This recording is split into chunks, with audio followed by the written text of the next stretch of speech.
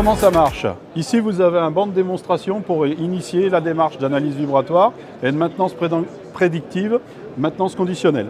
Vous avez par ce biais-là un capteur, ici basique, qui permet par le biais d'une application sur le téléphone ou une tablette de recueillir toutes les données d'analyse vibratoire de base.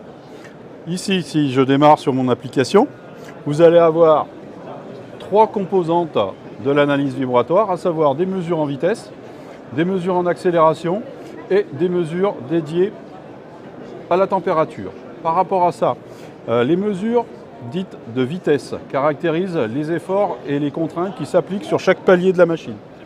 Les mesures d'accélération d'enveloppe vont caractériser les chocs. Ici donc l'état des roulements ou la lubrification des roulements. Et la température va identifier et illustrer tous les phénomènes d'échauffement. Qui dit phénomène d'échauffement dit aussi éventuellement frottement. Cet appareil permet d'illustrer l'état de la machine d'une manière mécanique avec toutes ses composantes en dynamique.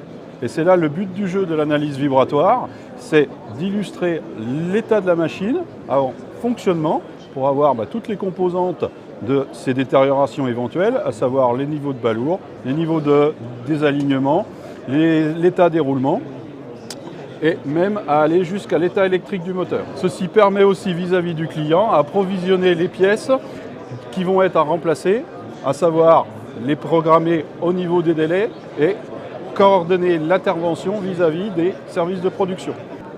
Dans cette démarche d'analyse vibratoire et de maintenance conditionnelle, qu'est-ce que propose CETIB en particulier? À savoir le niveau 1 où le client est autonome avec cette application-là et ce capteur dont il peut faire l'acquisition, avec l'opportunité pour chaque technicien de faire la mesure de niveau premier.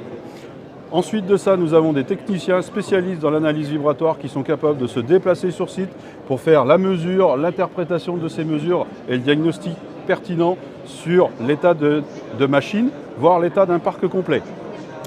Avec deux composantes, du suivi et de l'intervention pompier à J+1, J+2. La dernière composante, c'est donc le suivi online d'équipements stratégiques, où là, on va installer à demeure des capteurs et être capable de recueillir en continu des mesures de vibration, voire d'autres composantes, pour avoir le suivi et les éventuelles dérives.